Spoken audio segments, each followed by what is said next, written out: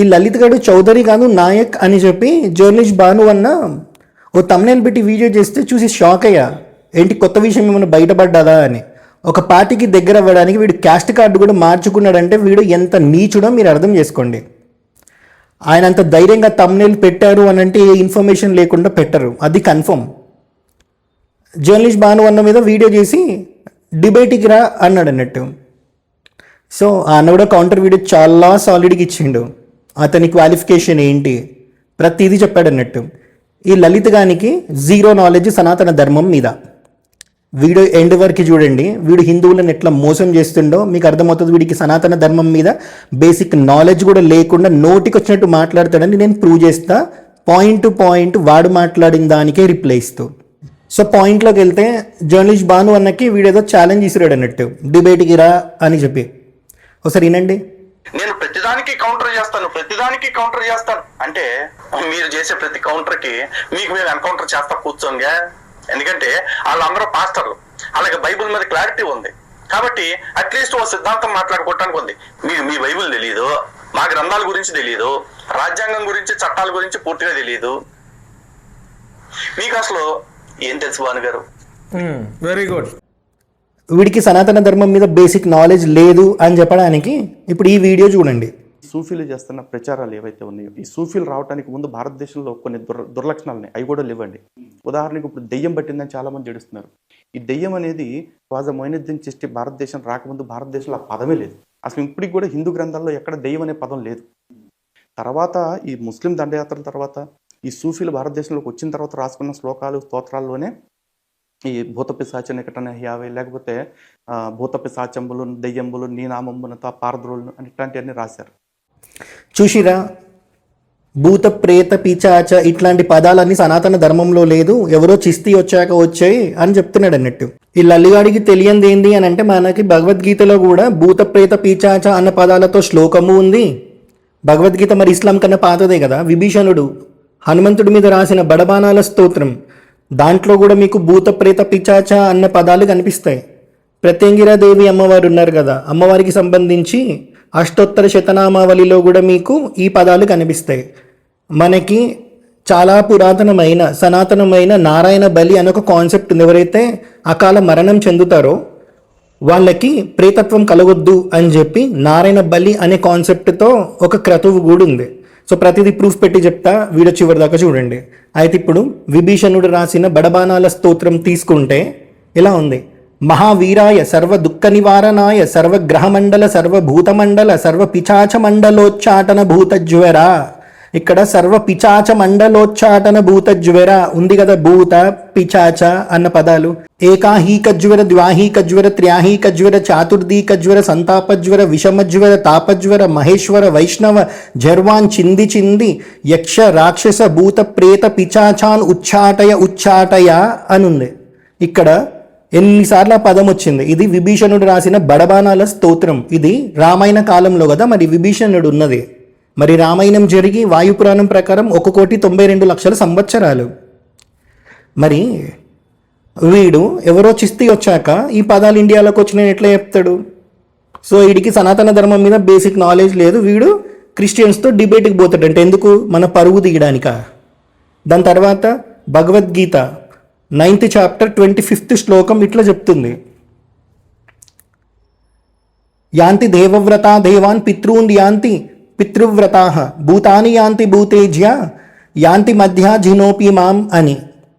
దాని అర్థం దేవతలను పూజించువారు దేవలోకములను చేరుదురు, పితరులను సేవించిన వారు పితృలోకములకు వెళ్ళుదురు, భూత ప్రేతములను అర్చించువారు భూత ప్రేత రూపములను పొందుదురు, నన్నే ఆరాధించు భక్తులు నన్నే పొందుదురు, అట్టి నా భక్తులకు పునర్జన్మ ఉండదు అని చెప్తున్నారు. ఇక్కడ భూత ప్రేతములను అర్చించువారు భూత ప్రేత రూపములను పొందురు అని ఉంది. మరి ఈ పదాలు భగవద్గీతలో శ్రీకృష్ణుడు అర్జునుడికి చెప్పినప్పుడు చిస్తీ కన్నా కొన్ని వేల సంవత్సరాల ముందు కదా మరి మహాభారతం జరిగి ఆ భగవద్గీత ఇవన్నీ వచ్చినాయి. మరి వీడికి ఏం తెలుసు? బొచ్చుగాడు, వీడికి ఏం తెలియదు. ఇప్పుడు ప్రత్యంగిరాదేవి అమ్మవారికి సంబంధించి అష్టోత్తర శతనామావళి ఉంటుంది కదా, అందులో ఇట్లా ఉంది నామాలు. ప్రేత వాహనాయై నమః, ప్రేతాసనాయై నమః, ప్రేత భోజిన్యై నమః అని ఉంది. మరి ఇప్పుడు దీని గురించి ఏం మాట్లాడతాడు? సో ఇప్పుడు నారాయణ బలి అంటే ఏంటి అని అంటే ఎవరైతే అన్యాచురల్గా చనిపోతారో లైక్ యాక్సిడెంట్ అవ్వడమో సూసైడ్ చేసుకోవడమో లైక్ సంథింగ్ ఇట్లా ఏది జరిగినా సరే వాళ్ళకి ప్రేతయోని కలగొద్దు అని చెప్పి నారాయణ బలి అనే ఒక క్రతువు చేస్తారు. అది 3 రోజుల పూజ సంథింగ్ ఏదో చాలా పెద్ద ఫార్మాలిటీస్ ఉంటాయి అన్నట్టు. మరి నారాయణ బలి అనేది సనాతనంగా ఎప్పుడో సనాతన ధర్మం నుంచి వస్తుంది. మరి వీడికి ఏం తెలుసు? ఇప్పుడు నేను ఇన్ని రిఫరెన్సెస్ చెప్పిన భూత ప్రేత అన్న పదాలు మన ధర్మంలో ఎప్పటి నుంచో ఉన్నాయి. చిస్తీలు లేకపోతే ఇస్లాం రూలర్స్ ఇక్కడికి వచ్చినాక అది రాలేదు అని చెప్పడానికి. సో ఇది చాలు. వీడు క్రిస్టియన్స్తో కనుక డిబేట్కు పోయిండు అనుకోండి, ఏమవుతుంది? మొత్తం హిందుత్వ వీళ్ళే రిప్రజెంట్ చేస్తున్నారని ఎవరైతే అనుకుంటారో అందరూ ఓడిపోయినట్టే.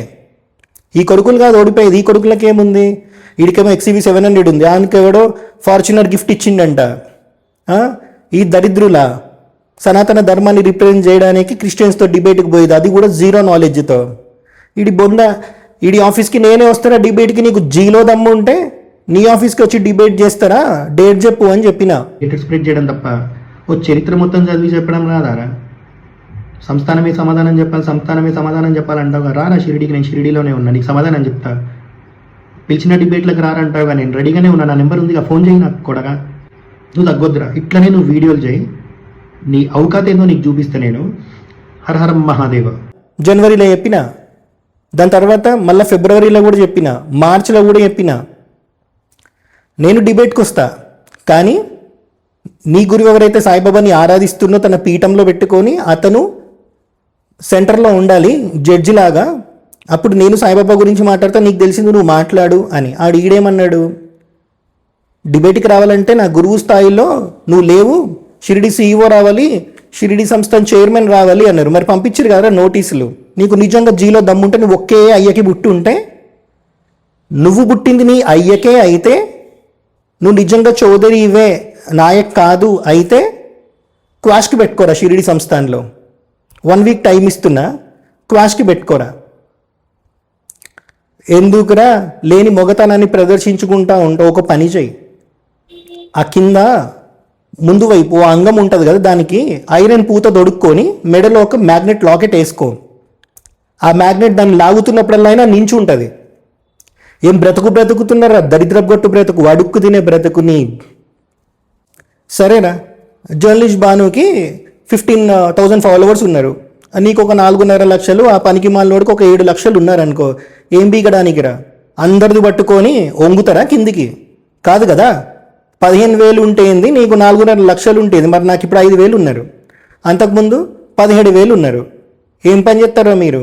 కొన్ని శాస్త్రపరంగా ఓడించినప్పుడు ఓ అమ్మాయిని లాగుతారు, ఛానళ్ళు డిలీట్ చేపిస్తారు. అంతకన్నా మీకేమొచ్చు? ఇదా మొగతనం. అందుకే చెప్తుంది, మెడలో ఒక లాకెట్ వేసుకొని ముందు కింద అంగానికి ఐరన్ పూత తొడుక్కొని ఎప్పుడు ఆ మ్యాగ్నెట్ దాని పైకి లాగేటట్టు పెట్టుకో. ఎట్లా అప్పుడైనా లేస్తుంది నీది. నీ బ్రతుకుజేడా. ఫిబ్రవరిలో వచ్చిండ్రా నేను ఇప్పవకున్నా, ఓ ఛానల్ పోయింది 17,000 ఫాలోవర్స్. మరి నాకు వచ్చిరు 6 నెలల్లో. మరి ఇప్పుడు జూన్లో లాస్ట్ వీక్లో క్రియేట్ చేసి ఇప్పటివరకు మరి 5,200 5,300 మంది వచ్చిర్రు. లక్షలలో ఫాలోవర్స్ తెప్పించుకోవడానికి నాకు ఏదో ప్రాబ్లమే కాదు. 3 నెలల్లో 83,000 మంది సబ్స్క్రైబర్లు వచ్చిన యూట్యూబ్ ఛానల్ నేనే డిలీట్ చేసిన. ఆ రాడ్ దాస్ గారు వచ్చి దేవతల గురించి గలీజ్ గురువుల గురించి వాళ్ళ స్థితి తెలియకుండా అడ్డమైన కామెంట్లు పెడతా ఉంటాయి. సో ఫాలోవర్లు కాదు ముఖ్యం. 6 నెలల నుంచి మింగుతూనే ఉన్న ప్రతిరోజు ఇప్పటి వరకు కూడా. ఏం బీకినవరా నువ్వు? నేను ఏమైనా బుక్కులు రిఫరెన్స్ పెడితే కాదు, బొకడా బుక్కులు, బస్ స్టాప్ పక్కన అమ్మే బుక్కులు అంటావు. కానీ మీలాగా బస్ స్టాండ్ పుస్తకాలు రాసుకొచ్చేసి, లేకపోతే ఎవడో బొకడాగా ఆ పేజీలో రాశాడు, 300 పేజీల పుస్తకంలో 3 అక్షరాలు సాయి గురించి రాశారు అని చెప్పి లత్తుపోరు ప్రమాణాలు తేవటం. గంత నీకు వచ్చింది, శాస్త్రపరంగా మాట్లాడడం రాదు. నువ్వు పెద్ద పోతావు డిబేట్కి. నీకు నిజంగా దమ్ము ఉంటే ఒక 1 వీక్లో నువ్వే విజయవాడకి పోరా. జర్నలిస్ట్ బాను అన్న నీ ఆఫీస్కి మల్టిపుల్ టైమ్స్ వచ్చిండు కదా. మరి ఈసారి నువ్వు విజయవాడకి పోతావు ఆ గ్యాంగ్ని వేసుకొని. విజయవాడకి అక్కడనే డిబేట్ చేయి. సనాతన ధర్మం గురించి నీకు లేని నాలెడ్జ్ని అక్కడ ప్రదర్శించినవు అనుకున్న కొడక, నీకు వేరేలాగా ఉంటుందిరా. ఇంకా ఇక్కడి నుంచి చెప్తున్నా కదా, నీకు వేరేలాగా ఉంటుంది. ప్రతిదీ శాస్త్రం పరంగానే నేను మాట్లాడతాను. నేను చెప్పినా కానీ నిన్ను 3 రకాలుగా తిట్టగలుగుతా. 1 డైరెక్ట్ బూతులు మాట్లాడి, 2 బూతులు మాట్లాడకుండా పద్ధతిగా మాట్లాడి తిట్టగలుగుతా, 3 శాస్త్రం అడ్డం పెట్టి మాట్లాడితే ఒక్కొక్కటి ఇంకా చెప్పలేనంత గలీజ్గా ఉంటాయి ఆ బూతులు. ఆడ బూతులేం మాట్లాడే, శాస్త్రం మాట్లాడినప్పుడు శాస్త్రమే మాట్లాడతా, కానీ నీకు వినిపించేది బూతుల్లాగా వినిపిస్తాయి, ఎందుకంటే నీకు శాస్త్రం తెలియదు కాబట్టి. ఈ బేవర్స్ గాడు భగవద్గీత పురాణాల సారాంశం అంటాడు. భగవద్గీత ఉపనిషత్ సారాంశం, పురాణాల సారాంశం అని ఎవడరా చెప్పింది? ఆడేమంటున్నాడు ఒకసారి వినండి. ఈడి శాతలు పారండి, ఎవడు మిమ్మల్ని ఏమి పేకలేడు, మిమ్మల్ని కాపాడటానికి పరమాత్ముడు ఉన్నాడు, వాడికి మీ నుంచి ఎటువంటి కోరికలు ఉండవు, వాడికి మీ నుంచి ఎటువంటి ఎక్స్పెక్టేషన్స్ ఉండవు అని పురాణం ఆధారంగా పరమాత్ముడు అవతారం దాల్చినప్పుడు ఒక చక్కటి సందేశాన్ని ఇచ్చారు శ్రీకృష్ణుడు. విన్నారు కదా, భగవద్గీత పురాణాల సారాంశం కాదు, భగవద్గీత ఉపనిషత్ సారాంశం. ఈ మాత్రం తెలియదు, పోతాడు డిబేట్లకి ఆ నత్తినోరు ఒకటి వేసుకొని. అరే హిందూ ధర్మ పరిరక్షణ అని చెప్పి అడుక్కుంటా ఉంటావు కదా, అదేదో నీకు జన్మతహా వచ్చిన ఒక హక్కులాగా. మరి ఎవరన్నా అడిగితేనేమో క్రిస్టియన్సే ఫస్ట్ దేవి దేవతలని తిట్టడం స్టార్ట్ చేస్తే దాని తర్వాత మేము తిట్టడం స్టార్ట్ చేసినాం అని చెప్పుకుంటా ఉంటావు కదా. మరి ఫస్ట్ వాళ్ళే స్టార్ట్ చేసినప్పుడు మరి కేసులు వేయొచ్చు కదరా, ఎందుకయ్యావు? వీడియోలు చేస్తే డబ్బులు వస్తాయి, కేసులు వేస్తే డబ్బులు రావు, డబ్బులు ఖర్చు అవుతాయి, తిరగాలి కాబట్టి. అందుకే నువ్వు వాళ్ళ మీద కేసులు అయ్యావు, వాళ్ళు నీ మీద కేసులు అయ్యారు. కొడక నువ్వు 9.5 సంవత్సరాలు అనుకుంటా ఆ మతంలో పోయి ఇందులోకి వచ్చి వాళ్ళకి స్లీపర్ సెల్ లాగా పనిచేస్తున్నావు సనాతన ధర్మం నాశనానికి. అందుకే పుట్టిన కులాన్ని కూడా మార్చుకున్నావని ఇక నిన్న తమ్ముళ్ళు చూస్తే అర్థమయ్యింది. మరి ఇంకా ఎప్పుడెప్పుడు ఆ నిజాలు బయట పెడతాడా అని చాలా ఈగర్గా వెయిట్ చేస్తున్నాం. నీ ఆఫీస్లో కూడా నువ్వు ఏం చేసినావో చూపిస్తలే, ఫోటో వచ్చినాక చూపిస్తా, వస్తుంది ఫోటో. నీ నీచమైన బ్రతుకు, నీ కాళ్ళ కింద ఏముంటాయి అన్నీ చూపిస్తా నాకు కొడక. ఏరా సాయిబాబా విషయంలో కూడా మందిరం అతనికి ఏం చెప్పినవురా? ప్రమోదే మమ్మల్ని పర్సనల్గా టార్గెట్ చేస్తుంటే మేము సాయిబాబా విషయంలో చాలా సీరియస్గా వీడియోలు చేయాల్సి వచ్చింది అని అన్నావు. నేను టార్గెట్ చేస్తే నన్ను తిట్టాలి, కానీ సాయిబాబాని తిట్టడానికి నువ్వెవనివిరా? ఎవనివిరా నువ్వు? అరే నువ్వు మొగోను అయితే ఒకే అయ్యకి బుట్టు ఉంటే, నీ అయ్యకే నువ్వు బుట్టు ఉంటే ఓ 1 వీక్ టైం ఇస్తున్నా. నేనే ఫస్ట్ మిమ్మల్ని గెలకడం స్టార్ట్ చేసిన, ఆ తర్వాతనే మీరు సాయిబాబా గురించి మాట్లాడడం స్టార్ట్ చేసిరని చెప్పి ఆ మందిరం అతనికి ప్రూఫ్ చూపెట్టరా, చూపెట్టు ప్రూఫ్. నీ అబ్బా 2024లో నువ్వు ఆ భాస్కర్ కిల్లిగాడు ఒక దానిలో ఒకటి పెట్టుకొని పాడ్కాస్ట్ చేసుకోలే సాయిబాబా మీద, అప్పుడు నేను ఉన్నానురా. మరి అవన్నీ అప్పటి నుంచి ట్రేస్ చేస్తున్నాం కదా. అవసరం వచ్చినప్పుడల్లా సాయిబాబా గురించి నెగిటివ్గా మాట్లాడినప్పుడు నేను లేను కదా. నేను వచ్చింది 2025 అక్టోబర్ 2 నుంచి, దాని తర్వాత మీరు లైన్లోకి వచ్చిర్రు. చెప్తున్నాగా, నువ్వు మొగోను అయితే ఒకే అయ్యకి బుట్టు ఉంటే, నీ అయ్యకే నువ్వు బుట్టు ఉంటే 4 సంవత్సరాల టైం ఇస్తే సాయిబాబా మందిరాలు లేకుండా చేస్తామని ఏం మొగతనంతో మాట్లాడిరో. మా ఇంటి దగ్గర సాయిబాబా మందిరం దగ్గర ఒక 500 గజాల జాగా ఖాళీగా ఉంటుంది, మంచి షెడ్ ఉంటుంది, జనాలను పిలుస్తా, డిబేట్ చేద్దాం, రారా రా. లేకపోతే ఒక పని చేయి, లేని మొగతనాన్ని ప్రదర్శించేది ఉంటే ఒక పని చేయి, కింద ముందు భాగానికి ఐరన్ పూత తొడుక్కొని మెడలో ఒక మ్యాగ్నెట్ లాకెట్ వేసుకో, అది దాన్ని లేపుతూ ఉంటుంది, అదే మొగతనం అనుకుని బ్రతుకుతూ ఉండరా బిచ్చప్ నా కొడక. జర్నలిస్ట్ భాను అన్న ఇప్పటికే నువ్వు వాడు ఆఫీస్కి 2 సార్లు పోయినావు, మంచిగా మాట్లాడినావు, అయినా సరే వాడు మాట ఇంటలేడు. మళ్ళీ వీడియో పెట్టి డిబేట్కి రా అన్నాడు అన్నట్టు. 2 సార్లు నువ్వు హైదరాబాద్కి వచ్చినప్పుడు వాడు ఆఫీస్కి వెళ్ళినావు కాబట్టి ధైర్యంగా నువ్వు ఎట్లయితే వెళ్ళినావో అట్లనే ఆని కూడా నీ ఆఫీస్కి పిలిచి డిబేట్ పెట్టు. సనాతన ధర్మం గురించి వాడు గనక తప్పుడు సమాచారం ఇస్తే, జీరో నాలెడ్జ్తో గనక మాట్లాడితే కొంచెం నేను మింగుతూ ఉంటా. ఆ నిద్రం కలిసి ఎక్స్పోజ్ చేద్దాం. ఆయన అసలు వదిలిపెట్టకు, ఎందుకంటే నువ్వు ఇంతకుముందు వెళ్ళేటప్పుడు చెప్పినావు మానవత్వం పరంగా నేను ఒక ఇంటర్వ్యూ చేద్దామని పోతున్నా అని. చాలా రెస్పెక్ట్ ఇచ్చి మాట్లాడిన వాడికి అన్నా అనుకుంటూ. సో అయిపోయింది. ఇంకా ఫస్ట్ నుంచి చెప్తూనే ఉన్నా ఆడు మారోడు, ఆడు బేకారుగాడు అని చెప్పి నువ్వు వినలే. సో అని పిలు, ఆడు ఎట్లా అంటాడో ప్రపంచానికి చూపెట్టు. నువ్వు ఎన్ని క్వశ్చన్లు వేస్తావో వేయవానికి సనాతన ధర్మం గురించి. వాడు గనక ఒక్కదానికి కూడా కరెక్ట్గా సమాధానం చెప్పడు, ఎందుకంటే వాడికి జీరో నాలెడ్జ్ కాబట్టి. ఆడు మగతనాన్ని ప్రదర్శించుకుంటూ లేని మగతనాన్ని. సో అది విజయవాడలో ఎక్స్పోజ్ చేయి, అక్కడి నుంచి ఇంకా వాడు హైదరాబాద్ రాకుండా ఆ నూరేదో అది ఎత్తుక్కొని ఆడికి ఓమని చెప్పు. సో మళ్ళీ చెప్తున్నారా, రేయ్ నీకు నిజంగా మగతనం ఉంటే, ఒకే అయ్యకి బుట్టు ఉంటే రారా సాయిబాబా మందిరానికి రా, మా కాలనీలో. నువ్వు ఒక్కనివేరా, లేకపోతే నీ దోస్తులు ఉన్నారుగా 4 సాయిబాబా మందిరాలే లేకుండా చేస్తామని, రారా మాట్లాడుకుందాం. హర హరం మహాదేవ.